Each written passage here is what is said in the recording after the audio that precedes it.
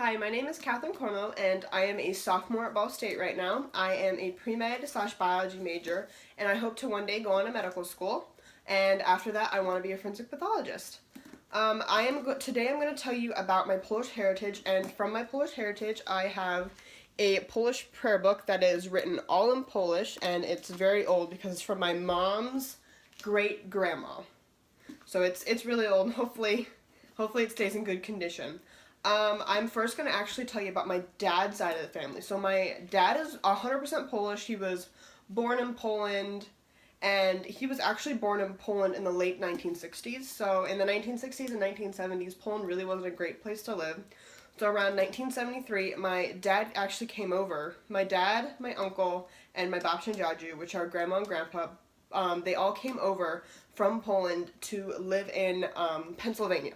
So they lived in Philadelphia, Pennsylvania for a while, and since my dziadzius, so my dad's dad, he and my babcia, so my dad's mom, they were both born in Poland. My babcia was born in Krakow, Poland, and my dziadzius, actually, I'm not 100% sure where he was born, but where he was born in Poland at the time is technically now Russia, because Poland's borders used to go a lot farther out, and then Russia decided to take over. So when Russia took over, they pushed my dziadzius and his family out because his family seemed to have money, which meant money meant power, and his dad was also educated. And back in that time, government officials did not like educated people or people with money, because that meant that they could easily try and overthrow you, or they could have a say in the government, and they just didn't like that.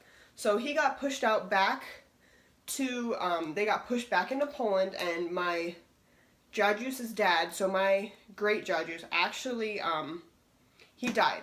So we think he was killed by either German or Russian authorities because, like I said, he was educated, he had money, which meant he had power, and they didn't like that. So we think that they sought him out and killed him in one of the world wars, something like that.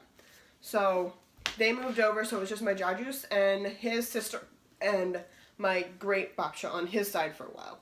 So they moved to Poland, and it really wasn't a great situation for them because they had no dad, and so my dziadzius ended up joining the military in Poland, and so he did whatever he could to help out, and then he met my babcia, and they had my dad and my uncle, and then they came over to America. Well, they came over to America, and they stayed with my dziadzius' sister at first.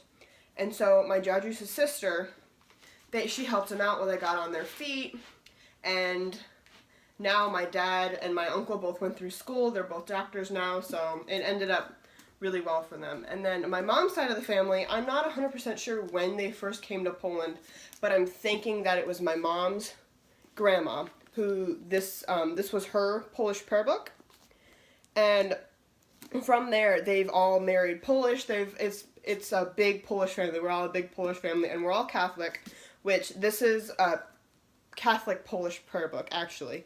So it basically, they used it to pray. It was whenever they were feeling down, whenever they needed to, they used this book to help them through tough times. And yeah, it was a good book for them, and I hope that I can keep this in good condition and nothing ever happens to it, so I can pass it down to my kids and be able to tell them, hey, this is your Polish heritage, you're second generation American, because I find my Polish heritage to be very interesting. I know a lot of people may not, but I really like to talk about it and listen about it and actually learn as much as I can about it, and this prayer book helps me to understand a little bit of what we did, how we came over, and what our lives were like.